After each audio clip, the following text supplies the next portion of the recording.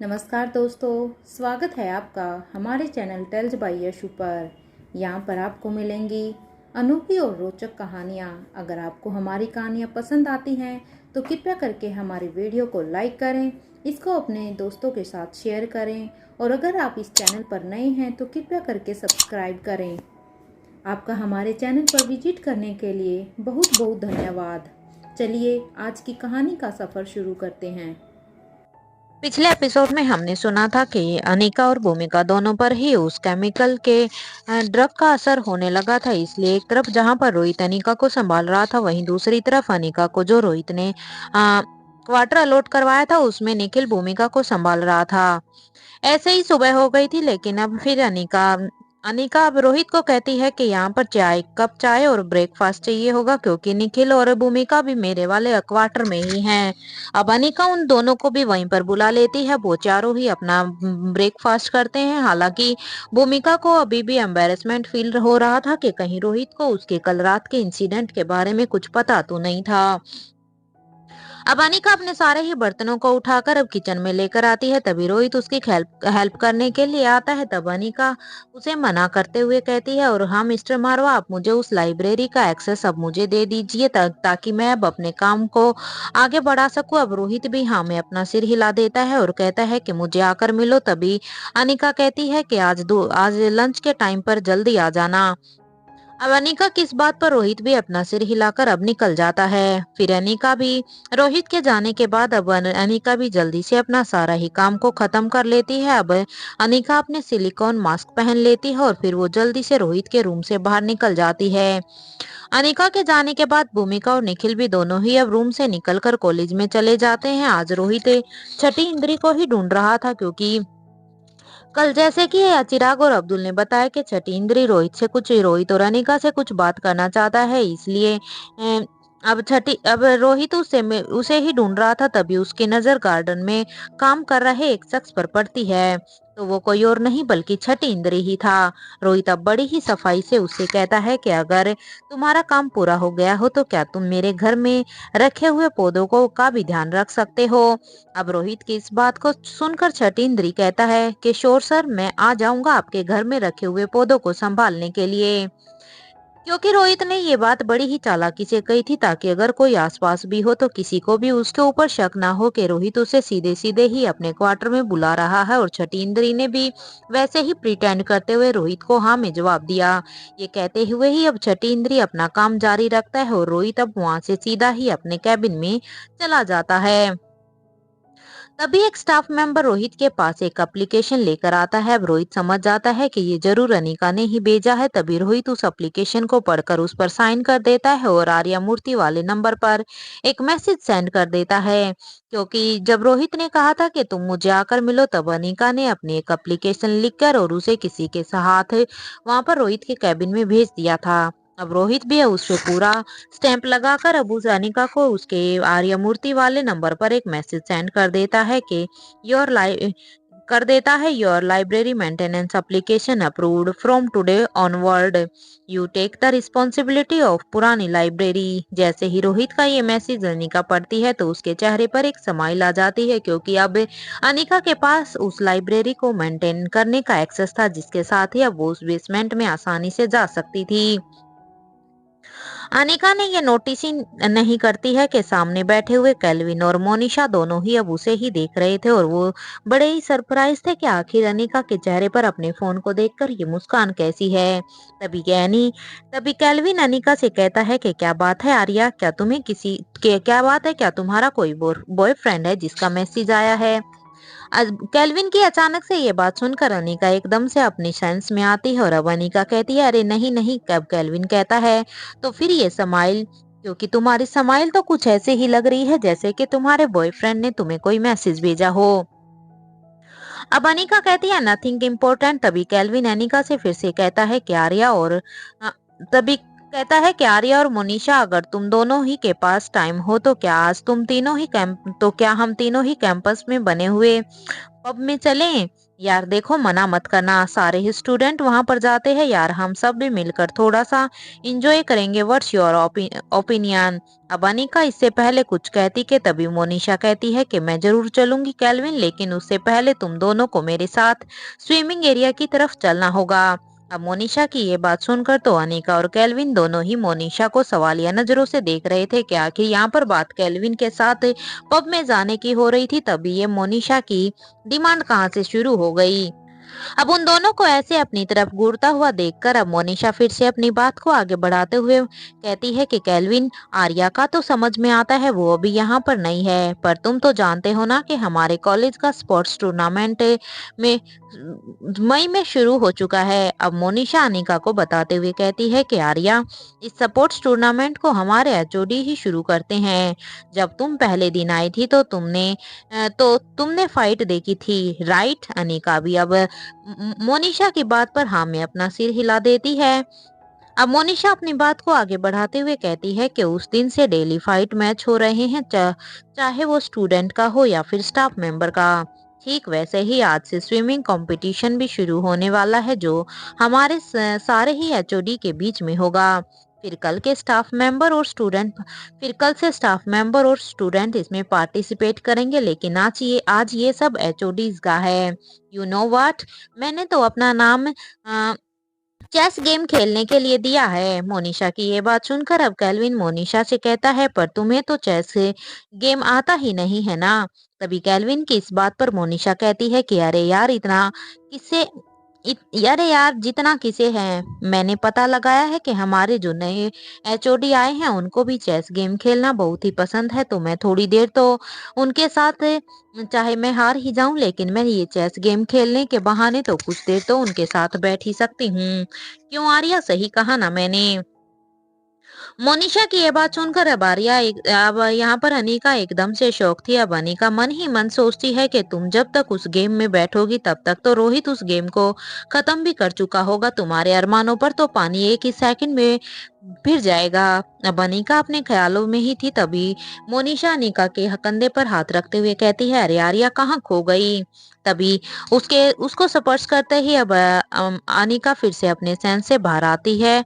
और जब मोनिशा ने अनिका से कहा, आर्या जल्दी चलो ना स्विमिंग तभी अरे आर्या जल्दी चलो ना, स्विमिंग एरिया में कंपटीशन शुरू होने ही वाला है। मोनिशा की एक्साइटमेंट देखकर तो अनिका और केल्विन दोनों ही अपना हाथ है अपने सिर पर दे मारते हैं, क्योंकि उन्हें तो अभी कुछ भी समझ में नहीं आ रहा था। तभी केल्विन कहता है, चलो आर्या, अब ये मानेगी तो नहीं, अब तो हमें इसके साथ जाना ही होगा, क्योंकि अब हमारे पास और कोई तो ऑप्शन नहीं है इसे मना करने का। केल्विन की इस बात को सुनकर अब मोनिशा कहती है कि क्यों मानूं मैं? जब मैंने बोला है कि हमें वहां पर जाना है तो हमें वहां पर जाना है, और तुम दोनों को भी मेरे साथ जाना ही होगा। अब यहाँ पर मोनिशा एक छोटे बच्चे की तरह जिद कर रही थी। मुझे हमारे नए एचओडी को शर्टलेस देखना है तो देखना है। वो तो ऐसे ही कितने ही हैंडसम है, सोचो वो अगर वहां पर शर्टलेस खड़े होंगे तो कितने ही हैंडसम लगेंगे। मोनिशा की ये बात सुनकर तो अनीका और केल्विन दोनों ही अब उसे बड़ी बड़ी आंखों से देख रहे थे कि आखिर ये मोनिशा कहना क्या चाहती है। तभी केल्विन ने अनिका के कान में कहा, आर्या ये मानने वाली नहीं है, हमें इसके साथ अभी चलना ही होगा। इससे पहले ये यहाँ पर अपनी बकबक करके हमारा और भी दिमाग चाटे, उससे अच्छा है कि हम इसके साथ ही चलें। अब जैसे ही तीनों अपने डिपार्टमेंट से निकले, तभी मोनिशा की नजर बेसमेंट से बाहर आती हुई कुछ लड़कियों पर गई।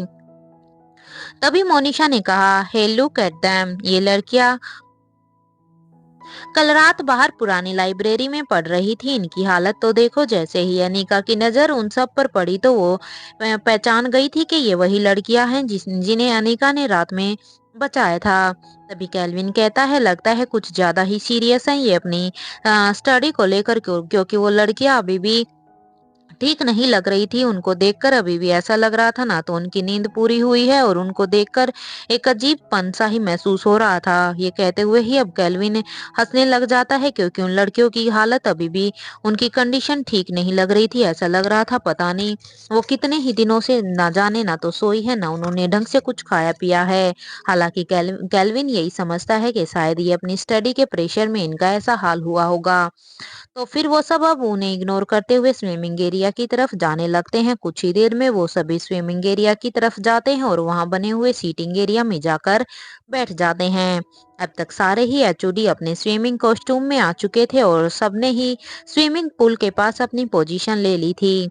वहां अब तक सभी आ चुके थे, लेकिन वहां बैठे सभी फीमेल स्टाफ और स्टूडेंट को उनके नए एचओडी का इंतजार था, क्योंकि अभी तक यहाँ पर सारे ही एचओडी आ चुके थे, लेकिन यहाँ पर अभी तक रोहित मारवा किसी को भी नजर नहीं आ रहे थे।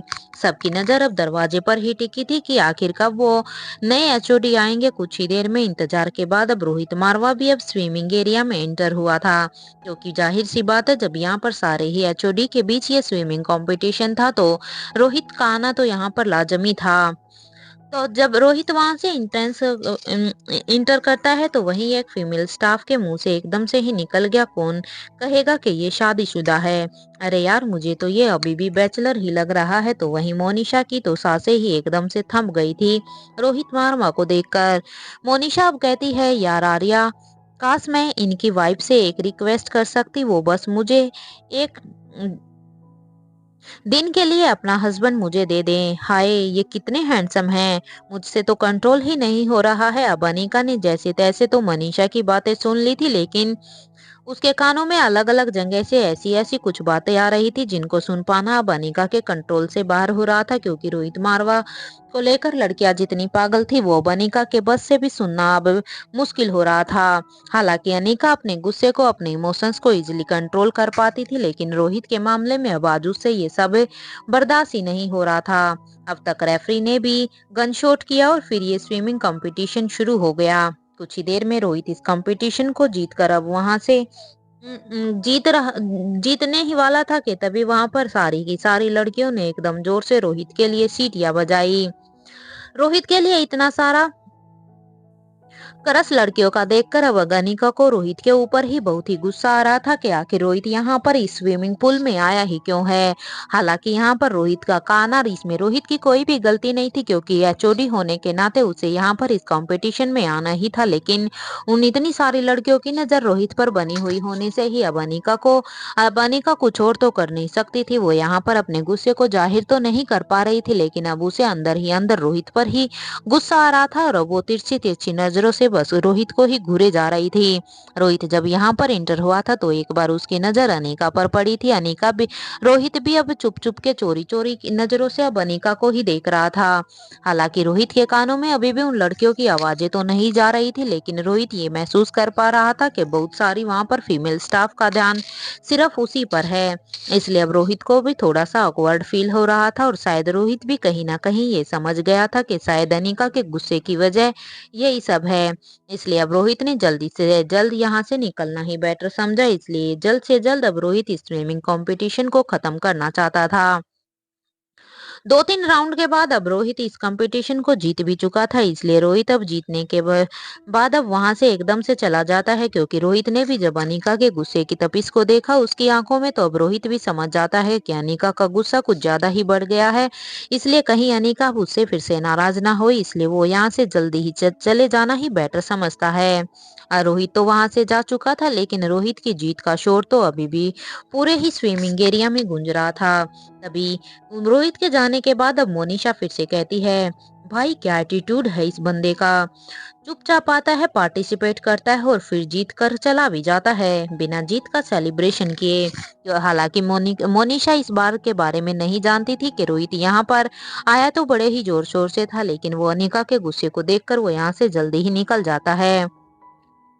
मोनिशा की बात को सुनकर अब अनिका कहती है, अब हम चले यहाँ से, वैसे भी कुछ देर में लंच टाइम होने ही वाला है और हमें यहाँ पर आए हुए काफी वक्त हो गया है। तभी कैल्विन कहता है, श्योर। तभी कैल्विन मोनिशा को देखता है और फिर उसे पूछता है, मोनिशा क्या हम चलें या फिर तुम अभी भी यहीं पर ही हमारे नया चुड़ी के ख्यालों में ही रहना चाहती हो।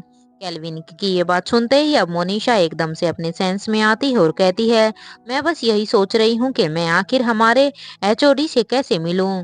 अरे यार, मुझे कोई प्लान दो ना, क्योंकि अब मेरे से खुद कंट्रोल नहीं हो रहा है। मैं बस एक बार अपने नए एचओडी से मिलना चाहती हूँ।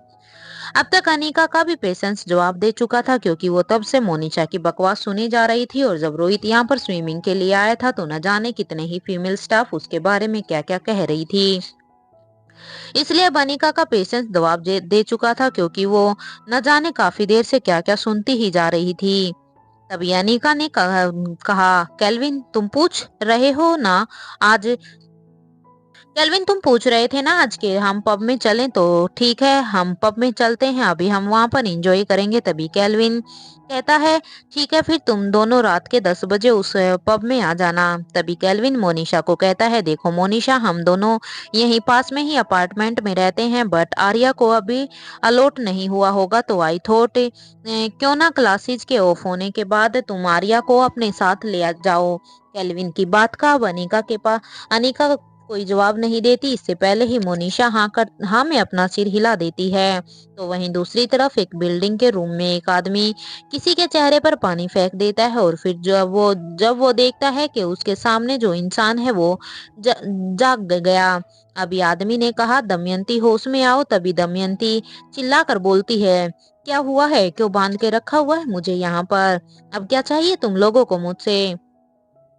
क्योंकि जब उस आदमी ने दमयंती देवी के ऊपर पानी फेंका था, तो दमयंती देवी की आंखें एकदम से खुल जाती है दमयंती की बात सुनकर। तो वो आदमी बस दमयंती से एक सवाल करता है, क्या तुम इस मिशन में हमारा साथ दोगी। तभी उस आदमी की बात सुनकर अब दमयंती कहती है, नहीं बिल्कुल भी नहीं, अगर तुम मेरी जान भी ले लोगे तब भी मैं तुम्हारा साथ नहीं दूंगी। दमयंती की बात को सुनकर तो वो आदमी अब अपना फोन निकालता है, और फिर वो एक नंबर डायल कर देता है। जैसे ही सामने से आवाज आई हेलो, तो उस आदमी ने कहा, बॉस अब आप ही बात कीजिए इस दमयंती से, मैं तो इससे कर चुका हूँ, लेकिन ये मानने के लिए तैयार ही नहीं है।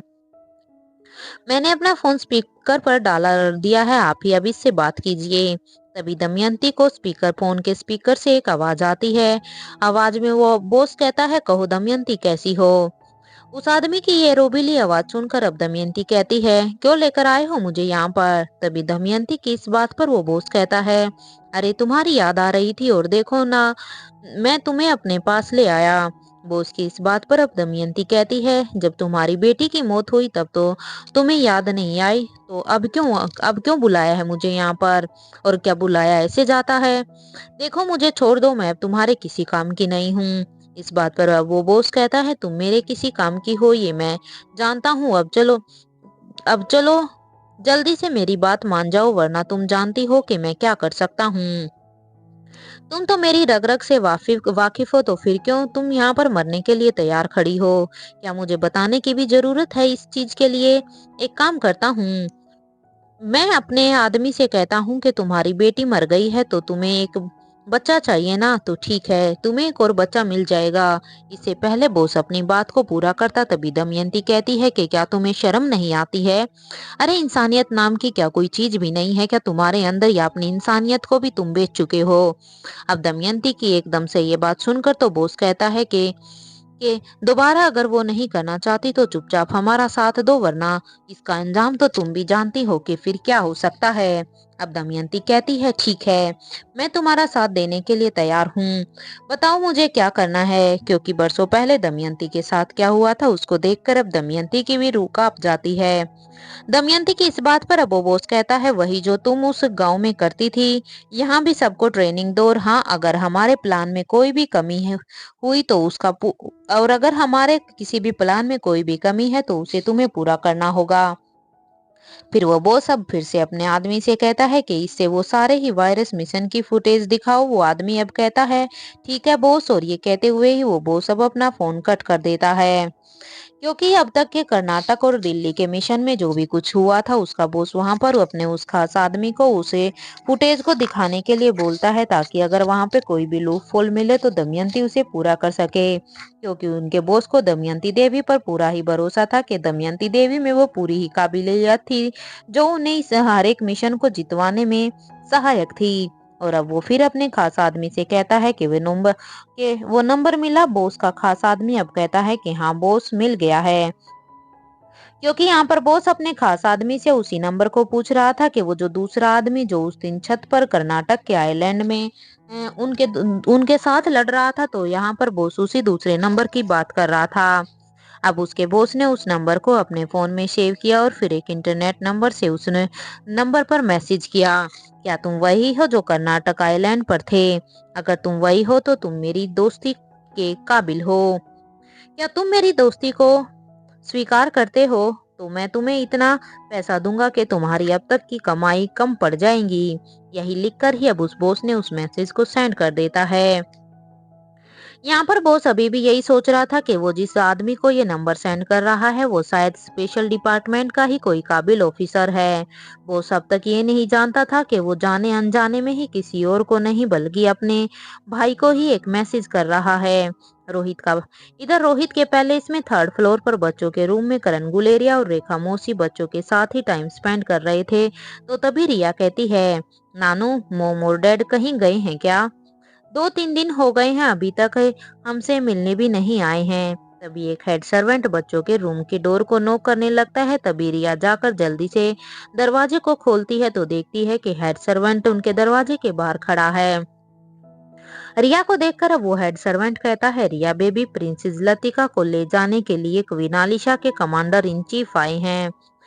वो कह रहे हैं कि वो यहाँ से भी प्रिंसेस लतिका को लेकर जाएंगे। ये सुनकर तो रिया प्रिंसेस लतिका को देखती है और फिर उससे पूछने लगती है कि क्या तुम चली जाओगी लतिका?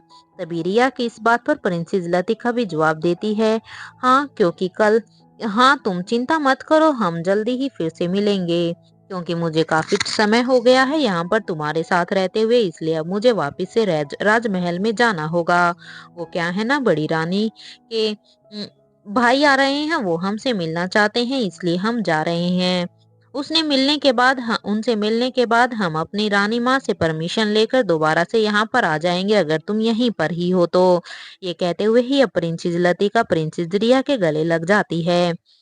प्रिंसेस लतिका के जाने की बात सुनकर ही रिया काफी इमोशनल हो गई थी क्योंकि रिया बिल्कुल भी नहीं चाहती थी कि कोई उसकी फ्रेंड को ऐसे लेकर जाए।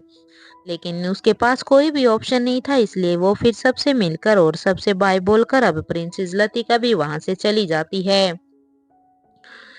यहाँ मेन गेट पर सभी उन्हें छोड़ने के लिए आए हुए थे। तभी प्रिंसेस लतिका के जाने के बाद अब रिया थोड़ा सा उदास हो जाती है क्योंकि एक तो यहाँ पर रोहित और अनिका भी नहीं थे, ऊपर से अब उसकी बेस्ट फ्रेंड जो यहाँ पर उसके साथ कुछ दिन के लिए रुकी हुई थी अब वो भी वहां से चली जाती है। और अब वो दुखी मन से ही अपने रूम की तरफ जाने लगती है। यहाँ करण गुलेरिया अब रिया को ऐसे जाते हुए देखकर वो समझ जाते हैं कि रिया आज बहुत ही उदास है, उसे बहुत ही बुरा लग रहा होगा।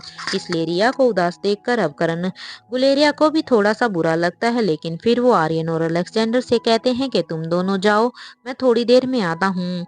क्योंकि करण गुलेरिया ये बात अच्छी तरह से जानते थे कि अगर रिया उदास है तो उसके दोनों भाई ही उसे अच्छे से संभाल सकते हैं। करण गुलेरिया की ये बात सुनते ही आर्यन और अलेक्जेंडर दोनों ही रिया के पीछे पीछे उसके रूम में चले जाते हैं क्योंकि सच में वो दोनों अपनी बहन को बड़े अच्छे से संभाल सकते थे। तो वहीं करण गुलेरिया अपने रूम में जाकर रोहित को अब फोन लगाने लग जाते हैं क्योंकि वो यहाँ पर क्या चल रहा है उसके बारे में रोहित को अपडेट देना चाहते थे। तभी वो देखते हैं कि जो फोन रोहित ने मयूर को दिया था तब उस कर्नाटक आइलैंड पर जाने के लिए जो अब तक करण गुलेरिया के ही पास था। क्योंकि जब करण गुलेरिया वहां पर उस चॉपर को लेकर गए थे तो उस चॉपर में पहले से ही एक फोन रखा हुआ था और अभी तक वो फोन करण गुलेरिया के ही पास था, जिसे वो अभी भी अपने साथ पेरिस ही लेकर आए थे। क्योंकि करण गुलेरिया नहीं चाहते थे कि अगर ये फोन दिल्ली में ही रहा तो कहीं पीछे से किसी के हाथ न लग जाए, और ये कितना सीक्रेट था इसलिए करण गुलेरिया उसे यहाँ भी अपने साथ ही लेकर आए थे। लेकिन अभी तक उन्होंने उस फोन को रिटर्न नहीं किया था। तभी वो देखते हैं कि उस फोन पर एक मैसेज आया हुआ था। जब करण ने ये मैसेज पढ़ा तो वो सोच में पड़ गए। फिर उन्होंने यही सोचा कि ये मैसेज वो रोहित को फॉरवर्ड कर दें, क्योंकि करण को तो यहाँ पर क्या चल रहा था उसके बारे में आभास भी नहीं था कि आखिर ये इंसान कौन है जिसने उसे ऐसा मैसेज भेजा है। इसलिए वो सीधा ही रोहित को अब वो मैसेज फॉरवर्ड कर देते हैं ताकि रोहित को शायद इसके बारे में कुछ पता हो। फिर करण ने ये मैसेज रोहित को फॉरवर्ड कर दिया, लेकिन वो खुद भी सोच में पड़ गए थे कि आखिर ये कौन लोग हैं जो उसे अपनी टीम में शामिल करना चाहते हैं। कहीं ये वही लोग तो नहीं है जिनसे रोहित हम सबको बचा रहा था। करण गुलेरिया अभी इसी ख्यालों में ही थे कि तभी उन्हें आकाश गुलेरिया की पीछे से आवाज आती है। जैसे ही आकाश की आवाज को सुनकर करण गुलेरिया पीछे देखते हैं तभी आकाश कहते हैं, पापा सब ठीक तो है ना? क्योंकि आपको थोड़ा सा अपसेट नजर आ रहे हो। आकाश की इस बात पर अब करण गुलेरिया कहते हैं, हाँ आकाश सब ठीक है, तुम्हारी ऑनलाइन मीटिंग हो गई क्या? करण गुलेरिया की इस बात पर अब आकाश गुलेरिया कहता है, हाँ पापा अभी अभी हुई है। अब आकाश गुलेरिया की इस बात पर करण कहता है कि ठीक है, तो मयूर को बुला लो।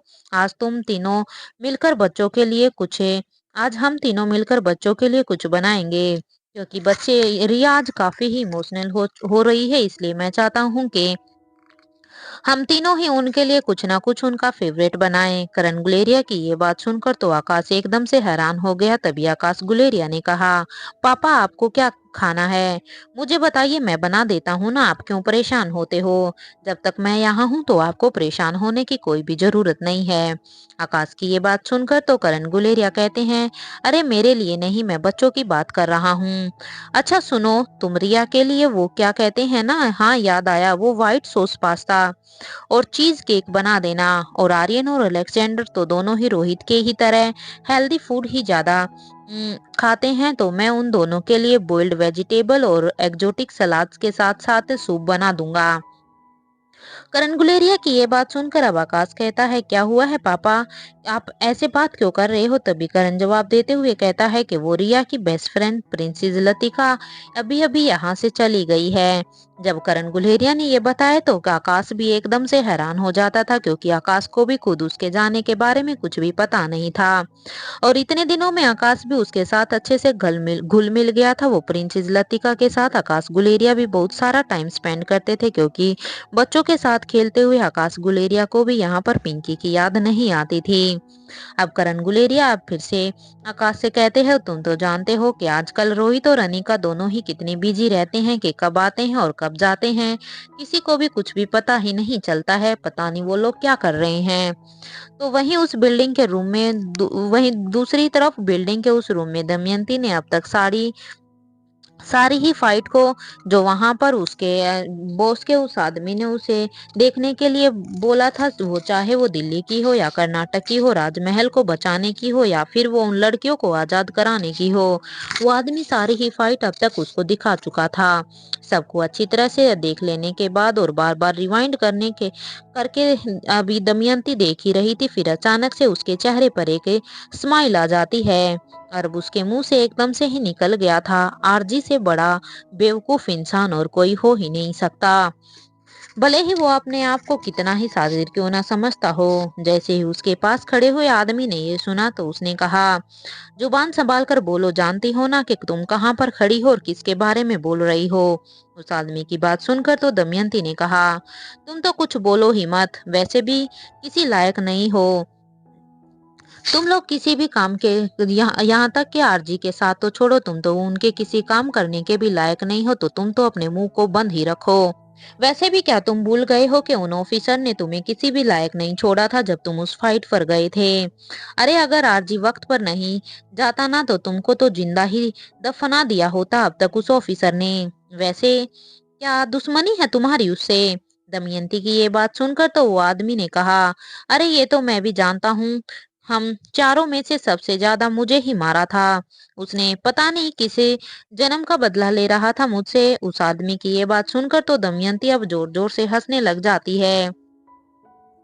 दमयंती की ये इतनी जोर से हंस रही थी कि दमयंती की हंसी मानो पूरे ही रूम में गूंज रही थी। जैसे ही वो आदमी अब चिढ़ रहा था, तभी वो आदमी दमयंती की इस हंसी को सुन सुनकर चिढ़ रहा था, लेकिन वो जानता था कि अगर दमयंती और उसके बॉस एक साथ प्लानिंग करे तो कोई भी उसे फेल नहीं कर सकता, उन दोनों की ही जीत निश्चित है। इसलिए दमयंती ने उस आदमी से कहा, इस वायरस मिशन का मकसद क्या है? दमयंती की ये बात सुनकर उस आदमी ने कहा, पहले किंग को सामने लाना है और उसके उस मास्क के पीछे कौन है ये हम जानना चाहते हैं कि आखिर उस किंग के मास्क के पीछे कौन है, कौन ये सारी ही प्लानिंग कर रहा है। दूसरा रोहित मारवा की मौत, तीसरा राजमहल पर कब्जा और फिर इस दुनिया पर हुकूमत करना, फिलहाल तो यही है हमारा मकसद। किंग का नाम सुनते ही अभी दमयंती के पसीने छूट जाते हैं। दमयंती ने कहा, क्या आरजी पागल हो गया है? क्या वो भूल गया है कि 30 साल पहले किसने किंग से अपनी जान बचाकर मनाली भागा था? अगर थोड़ी सी देर हो जाती ना तो उसको आने में, तो उसी वक्त उसकी मौत तय थी। मैं उसके पागलपन में उसका साथ नहीं देने वाली हूँ और मैं उसमें इसके पागलपन में साथ नहीं दूंगी। और रही बात रोहित मारवा को मारने की, तो मैं तैयार हूँ, मुझे भी अपनी बेटी की मौत का बदला लेना है उस अनिका से। एक रोहित मारवा की मौत और मेरा बदला पूरा। दमयंती देवी की ये बात सुनकर तो वो आदमी अब कहता है कि ठीक है, तुम अब हमें बताओ कि हमसे यहाँ क्या गलती हुई है ताकि हम दोबारा से उस गलती को ना करें। उस आदमी की बात सुनकर तो अब दमयंती कहती है कि मैं सीधे ही आरजी से इसके बारे में बात करूंगी। दमयंती भले ही उस आदमी से इस तरह बात कर रही थी, लेकिन किंग का जिक्र आने से ही दमयंती भी डरी हुई थी। वो मन ही मन यही सोच रही थी कि कैसे 30 साल पहले अकेले ही उस आदमी ने उन सब की हालत खराब कर दी थी। उस वक्त हम सब ने ही अपनी मौत को अपनी आंखों से देखा था। वो किंग जितना अच्छों के लिए अच्छा था, लेकिन बुरों के लिए वो उतना ही बुरा था। जब बुरों के लिए उसके अंदर ऐसा लगता था कि जैसे उसके अंदर कोई दया धर्म ही नहीं है। मेरे लिए तो किसी जल्लाद से कम नहीं था। अच्छा ही हुआ कि उस स्वाति मल्होत्रा ने उसे मार दिया। दमयंती यहाँ पर उसी पुराने किंग के बारे में ही सोच रही थी। फिर वो अपनी ही बात को बढ़ाते हुए अब वो सोचती है कि क्या सच में वो जल्लाद मर गया होगा या वो अभी भी जिंदा है, क्योंकि अभी तक कोई भी नहीं जानता था कि किंग अभी भी जिंदा है या मरा हुआ है। किंग का ख्याल आते ही अभी दमयंती के पसीने छूटने लगते हैं, जो वहां पर खड़ा हुआ आदमी भी साफ साफ देख पा रहा था। लेकिन दमयंती ये भी जानती थी कि आज तक किसी ने भी किंग का चेहरा नहीं देखा है। दमयंती को इस तरह देखकर वो आदमी अब कहता है, देखो, तुम्हें अब डरने की कोई भी जरूरत नहीं है, क्योंकि वो आदमी अब दमयंती के चेहरे पर डर साफ साफ देख पा रहा था। हालांकि दमयंती ने अभी कुछ कहा नहीं था, लेकिन उसे भी आभास होता है कि दमयंती कुछ तो सोच रही है और जिसे सोचकर ही वो घबरा रही है। अब वो आदमी दमयंती को रिलैक्स करते हुए कहता है कि देखो, तुम डरो मत, वो किंग अब मर चुका है। लेकिन हम ये अब तक नहीं जानते हैं कि जो पिछले 15 साल से किंग बनकर इंपीरियल ग्रुप को चला रहा है वो आखिर कौन है। क्योंकि इतना तो मैं भी दावे के साथ कह सकता हूँ कि ये वो पुराना किंग नहीं है, बल्कि ये कोई और ही है जो किंग की कुर्सी पर बैठा हुआ है।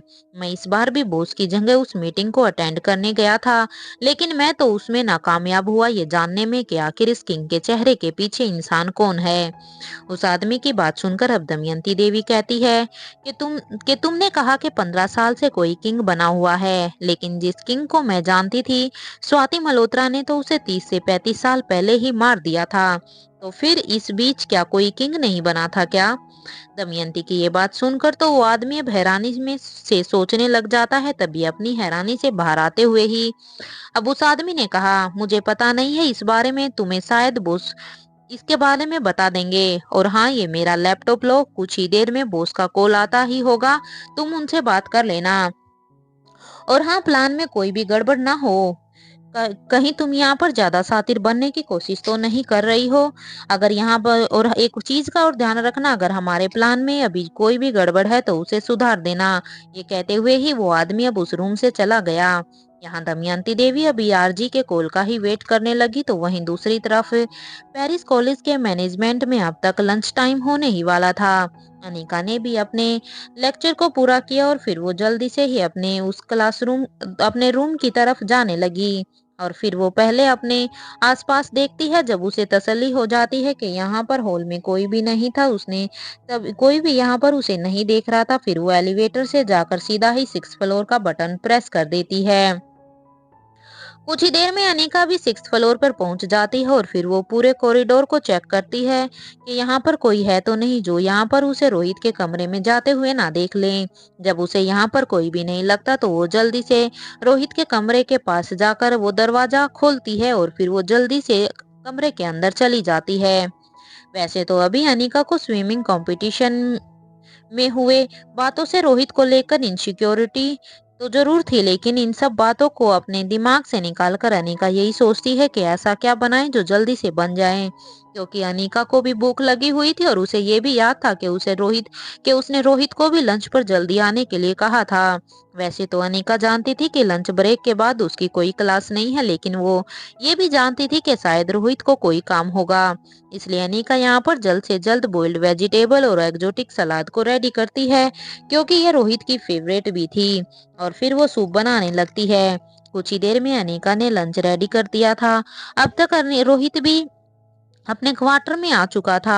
और फिर वो छठी यहाँ पर आने के बाद अब वो छठी इंद्री का वेट करने लगता है, क्योंकि उसने ही छठी इंद्री से अपने क्वार्टर में आकर मिलने के लिए कहा था कि फ्री टाइम में उसके रूम में आए। कुछ ही देर में वहां पर छठींद्री भी आकर रोहित के रूम का डोरबेल बजाता है, क्योंकि रोहित को पता था कि उसने छठींद्री को यहाँ पर बुलाया है, इसलिए रोहित भी अब जल्दी से जाकर दरवाजे को खोल देता है और वो देखता है कि सच में छठींद्री ही वहां पर ढेर सारे पौधे लेकर उससे मिलने के लिए आया था।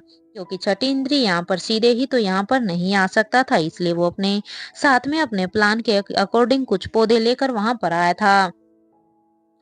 छठींद्री ने अब अंदर आने के बाद कहा, सर ये छठींद्री ने वहां पर दरवाजे पर ही जब रोहित ने दरवाजा खोला तो उसने कहा, सर ये पौधे कहाँ लगाने हैं।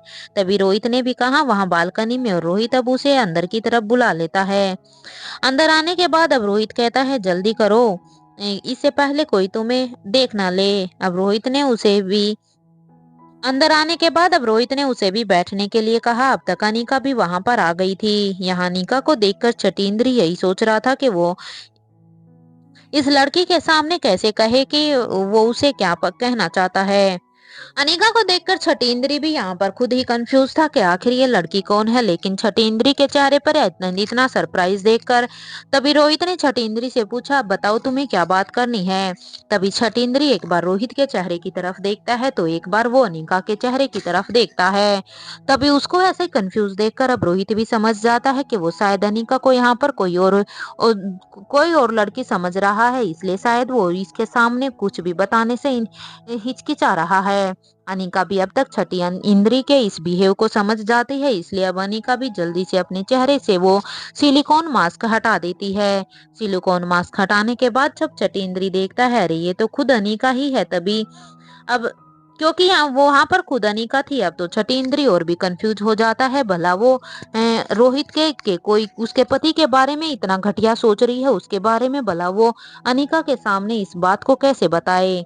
तब अनिका ने छठींद्री से पूछा, बताओ छठींद्री तुम क्या बात करना चाहते हो।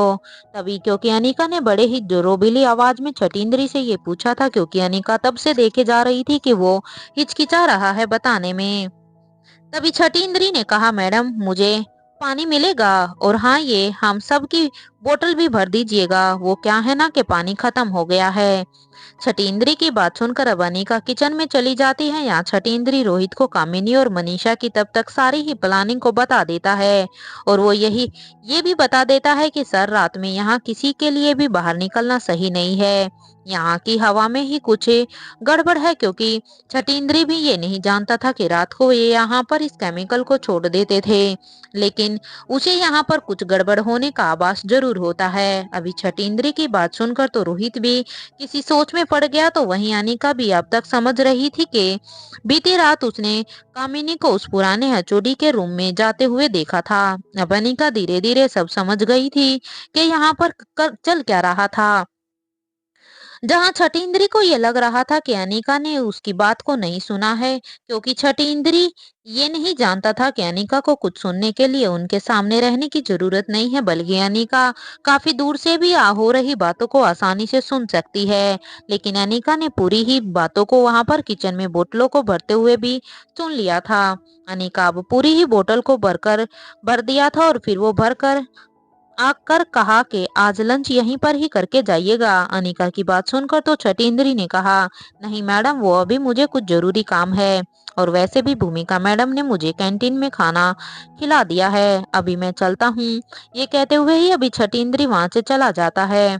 अनिका छठींद्री के जाने के बाद अब अनिका दरवाजे को लॉक कर देती है और फिर पीछे मुड़कर देखती है तो रोहित अभी भी कुछ सोच ही रहा था।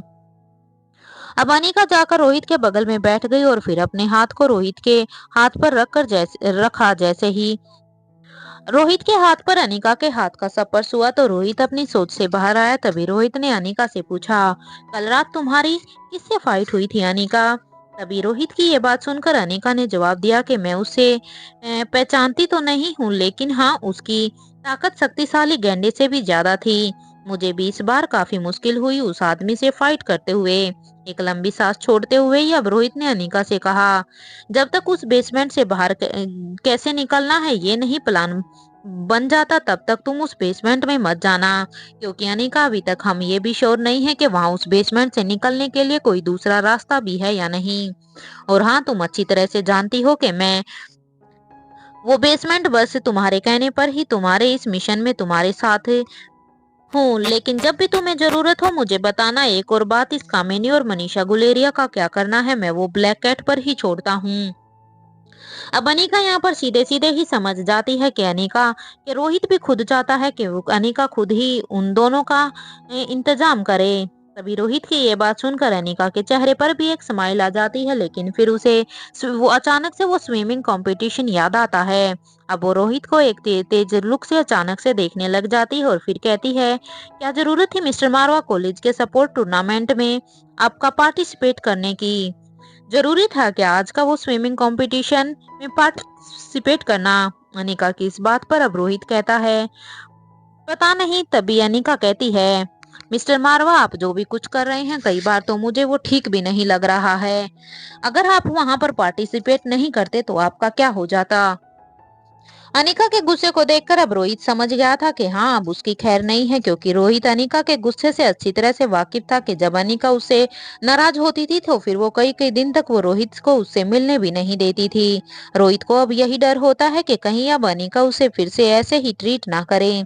इसलिए अब रोहित बड़ी ही लाचारी से अनिका से कहता है, अनिका मेरे पास कोई ऑप्शन नहीं था, क्योंकि जब सारे ही एचओडी वहां पर जा रहे थे तो अगर मैं वहां पर नहीं जाता तो कितना ऑकवर्ड फील होता कि न्यू एचओडी वहां पर क्यों नहीं आया है।